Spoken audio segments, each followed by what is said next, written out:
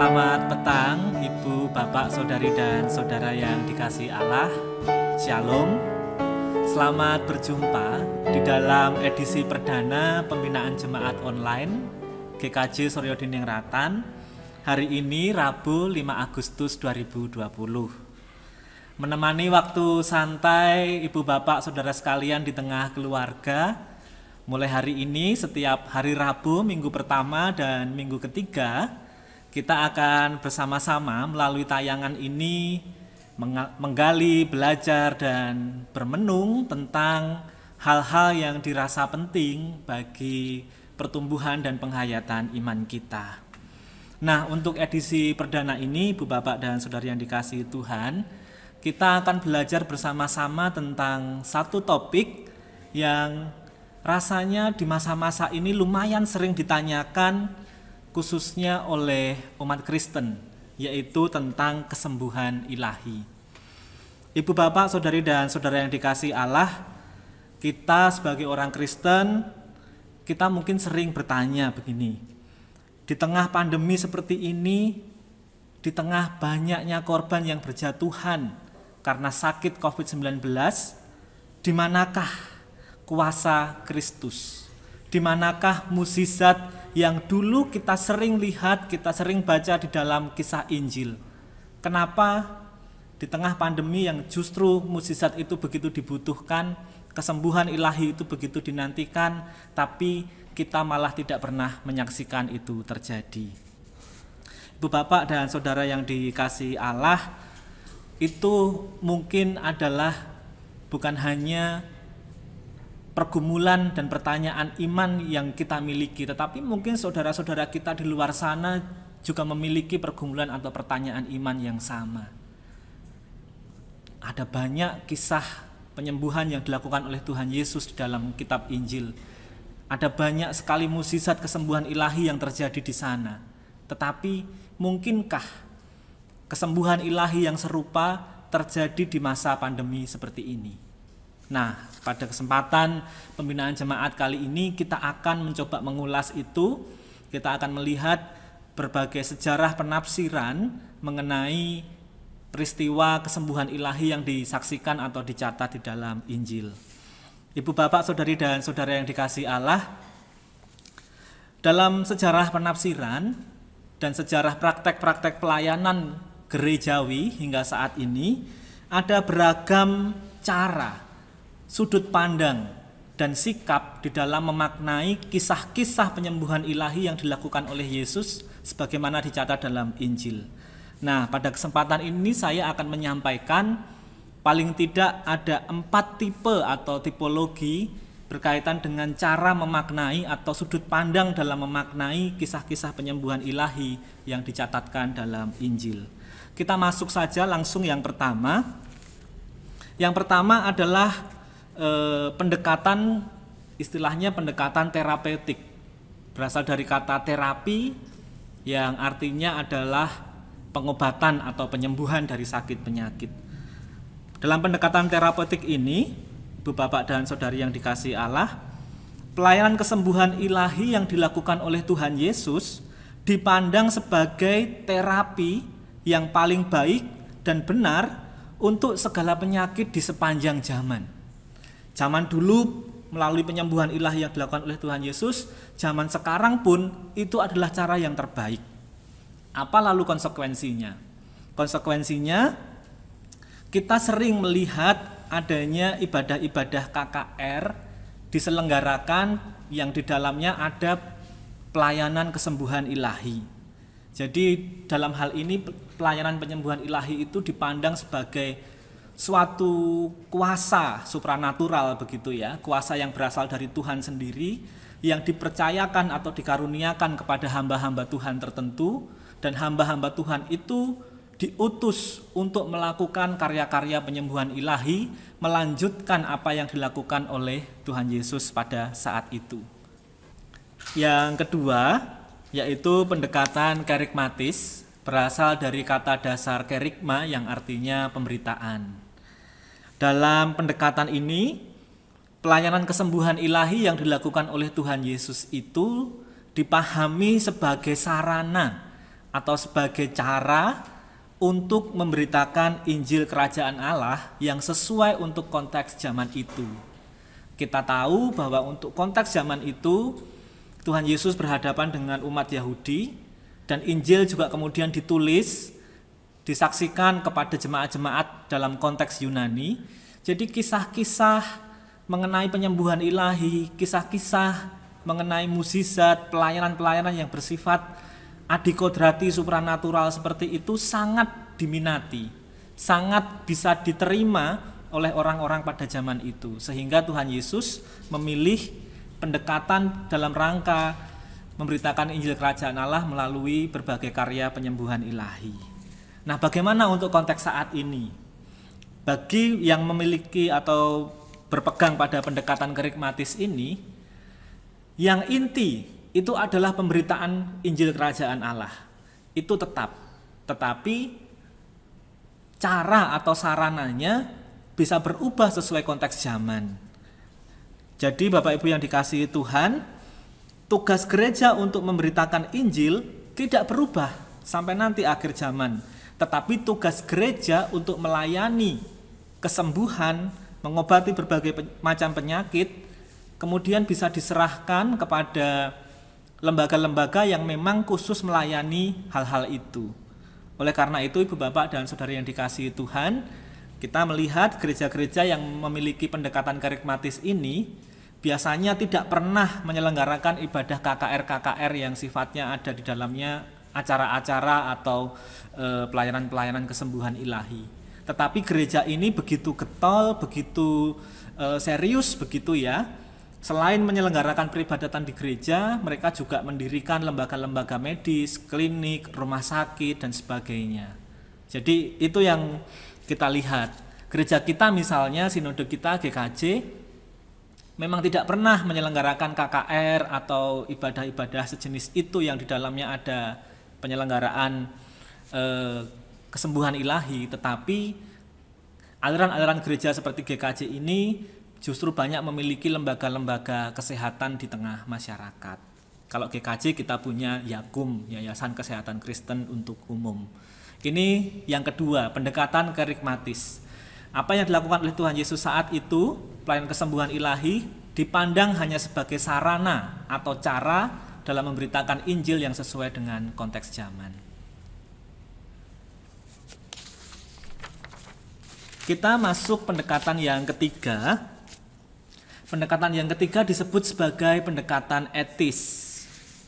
Apa maksudnya?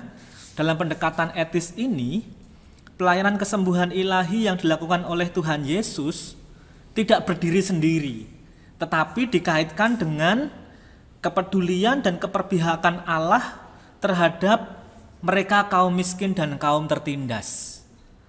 Mereka yang berpegang pada pendekatan ini biasanya mendasarkan dari ayat kitab suci dalam Injil Lukas pasal 14, Injil Lukas pasal 18, Injil Lukas pasal 4 ayat 18 sampai dengan 19 yang demikian. Roh Tuhan ada padaku, oleh sebab Ia telah mengurapi aku untuk menyampaikan kabar baik kepada orang-orang miskin, dan Ia telah mengutus aku untuk memberitakan pembebasan kepada orang-orang tawanan dan penglihatan bagi orang-orang buta, untuk membebaskan orang-orang yang tertindas, untuk memberitakan tahun rahmat Tuhan telah datang. Jadi ketika waktu itu dalam kisah-kisah Injil, Tuhan Yesus begitu luar biasa dan beberapa kali melakukan karya-karya penyembuhan ilahi, sebenarnya adalah dalam rangka menunjukkan bela rasa dan keperpihakan Allah terhadap orang-orang miskin dan sakit, yaitu suatu kelompok dalam masyarakat Yahudi yang memiliki keterbatasan akses untuk menikmati atau mendapatkan pelayanan kesehatan publik karena mereka tersingkir baik oleh ajaran kemurnian Yahudi maupun ajaran kesucian Yahudi, karena mereka adalah orang-orang yang dianggap najis atau kena kutuk oleh sebab sakit penyakit yang mereka derita. Jadi Ibu Bapak dan Saudara yang dikasihi Allah, orang-orang yang berpegang pada pendekatan etis ini, mereka tidak terlalu tertarik dengan KKR-KKR penyembuhan ilahi. Mereka juga tidak selalu mengharuskan gereja harus punya rumah sakit atau klinik kesehatan. Tetapi bagi yang berpegang pada pendekatan etis ini, semangat atau inspirasi yang didapat dari pelayanan kesembuhan ilahi yang dilakukan oleh Yesus adalah bahwa gereja saat ini harus ikut aktif, harus proaktif begitu ya, di dalam melakukan advokasi dan perjuangan bagi mereka kaum tertindas, melakukan pendampingan bagi orang-orang miskin, melawan sistem dan kebijakan publik yang sifatnya elitis, burjois, dan kapitalis. Kita mungkin juga bisa merasakan wah pendekatan ini relevan juga ya untuk konteks saat ini, apalagi kita hidup di zaman ketika segala sesuatu sudah diserahkan kepada mekanisme pasar. Orang miskin, orang yang kurang mampu mau mengakses masker yang layak, yang sesuai standar pun sekarang rasanya begitu berat karena masker dalam mekanisme pasar harganya begitu mahal. Paling kuat hanya membeli masker kain yang dijual di pinggir-pinggir jalan dan itu ternyata bukan masker yang standar begitu. Nah, ini pendekatan yang ketiga, pendekatan etis.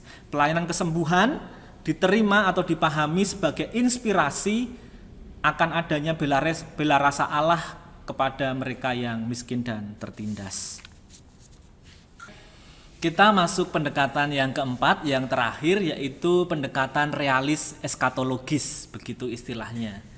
Realis itu kenyataan, eskatologis itu artinya akhir zaman. Jadi dalam pendekatan ini, pelayanan kesembuhan ilahi yang dulu dikisahkan di dalam Injil yang dilakukan oleh Tuhan Yesus dipahami sebagai tanda-tanda akan adanya kerajaan Allah yang nantinya akan digenapi di akhir zaman.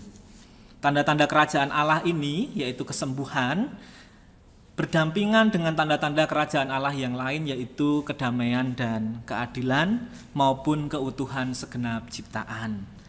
Sebagai tanda, kita harus catat di situ, tentu sifatnya masih terbatas, belum sepenuhnya, dan baru nanti akan digenapi sepenuhnya ketika akhir zaman sudah tiba. Kalau saat ini kita melihat ada orang sakit, apakah orang sakit itu sembuh? Ada yang sembuh? Ya, tentu ada. Tetapi apakah ada orang sakit yang kemudian semakin sakit dan akhirnya meninggal? Tidak sedikit pula. Nah, itu menunjukkan bahwa Allah memang berkarya di tengah kehidupan untuk menghadirkan kesembuhan.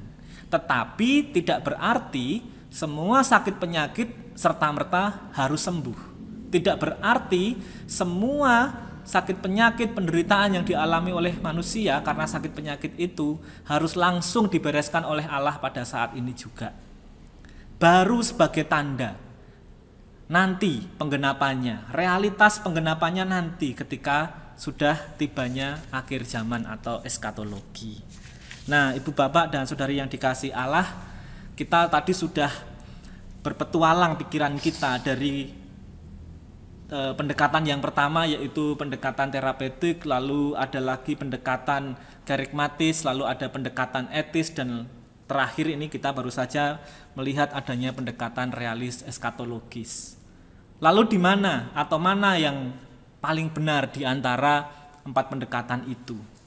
Mana yang paling alkitabiah begitu ya dari keempat pendekatan itu? Bu Bapak, Saudari dan Saudara yang dikasihi Allah, rasanya kita perlu untuk semakin rendah hati di dalam melihat fenomena kesembuhan ilahi ini. Kesembuhan ilahi itu adalah rahasia Allah, itu adalah sepenuhnya hak Allah di dalam Ia bekerja di tengah kehidupan manusia. Jadi ada kalanya kesembuhan ilahi yang dulu pernah terjadi terulang terjadi untuk orang-orang yang hidup pada zaman ini, seperti halnya dalam pendekatan terapeutik. Tapi juga tidak salah ketika sebuah gereja memutuskan untuk tidak melakukan penyelenggaraan ibadah KKR penyembuhan ilahi, tapi lebih berfokus membangun rumah sakit, membangun klinik untuk pelayanan kesehatan masyarakat yang lebih luas. Tidak salah juga.